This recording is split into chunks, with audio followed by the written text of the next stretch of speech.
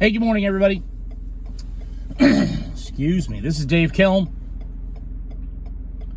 The channel is Milk Punch. You can follow me on other social media. I'll post those below. So it is Monday. Monday after a very good weekend, very long weekend. Lots of new stuff around the house. If you follow the channel at all, you know that we, about a year plus ago, purchased a larger home with the intent of bringing it up to snuff, bringing it into the 21st century, putting the things in it that everyone in Central Illinois wants. And so it's a great house. We got a great deal on it.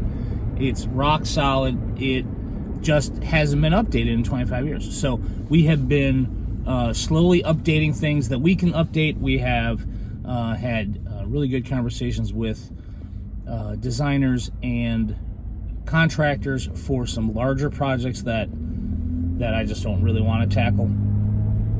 Not that I couldn't, although some of it I probably couldn't.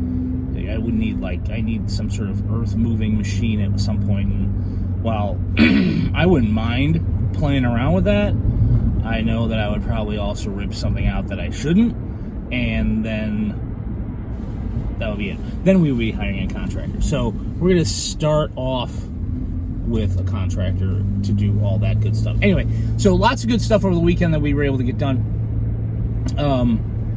It is, and if you also follow the channel, you also know that I don't really talk about politics. I don't really talk about religion. I kind of stay away from the gloom and doom report.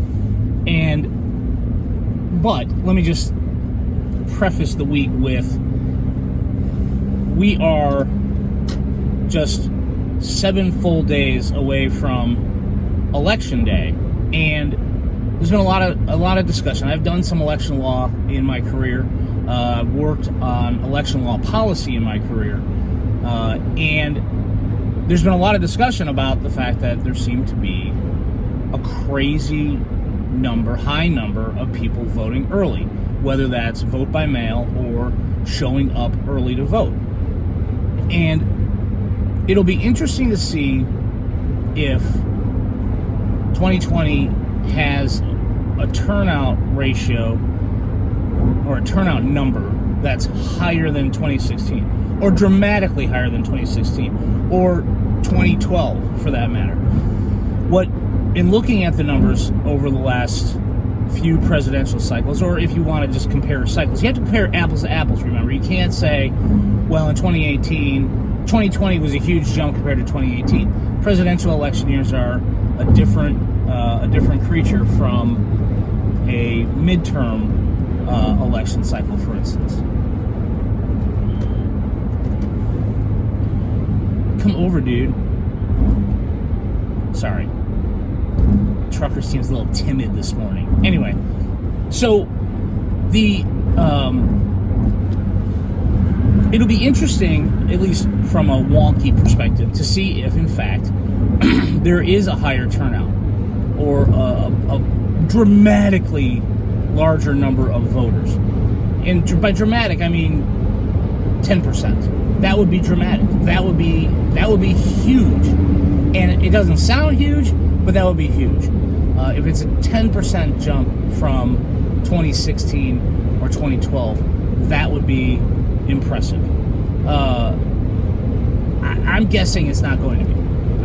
I think that there is an effort to get people to get out to vote early, so that candidates, whether they're presidential or local, if you have a local race going on, like a county board race, you can essentially count up votes before the final week or the final weekend, so you could drive your get out the vote numbers at the end of this race. So, of course, there are people, there are candidates and campaigns that are trying to get people to get to the polls as early as possible, so they can, check people off the list. They can count up those votes. They can take a wild guess as to where they may exist in terms of number of votes, in terms of voter enthusiasm, et cetera, et cetera. So I'm not sure that translates, though, to higher voter turnout. And if you look at the numbers, over the last, I'll just give you Illinois, because Illinois and California and New York and a couple other states have been sort of out front in providing other opportunities to vote than absentee and in-person day of election voting. And the numbers have gone up in some cases, but not terribly dramatically. But the shift is, if initially day of was 90% of voters, now with early voting, whether that's mail-in or whether that's in-person early voting, that shift has widened. And I think 2 years ago, it was more than 50% were early voting. So for prognosticators to go on and on and on about how, oh my gosh, look at all these early voters, look at all these vote by mail. People are just taking advantage of the idea that these are voters, right? These are people who want to vote. These are people who have a candidate. These are people who want to be in the race. And there are more of them, obviously, in presidential years. They also, though, don't want to take time on election day to do it. And so they are taking advantage of the convenience factor. So, again, it'll be interesting to see if the voter who voted on election day for the past 6 or 8 presidential cycles voted again, and more than likely they will, and if all of the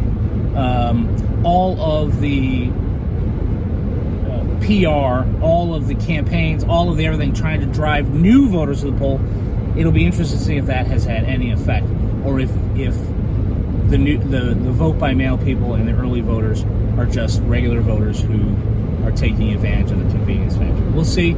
We got about 7-8 days, and then probably a few days after that, there's some states now that have said that they're going to accept mail-in ballots post-election day, and so we'll see. But it's an interesting sociological phenomenon that we'll have to look at in terms of being an election law policy geek, I guess. So anyway, have a great week. Stay safe. We'll talk to you soon. See ya.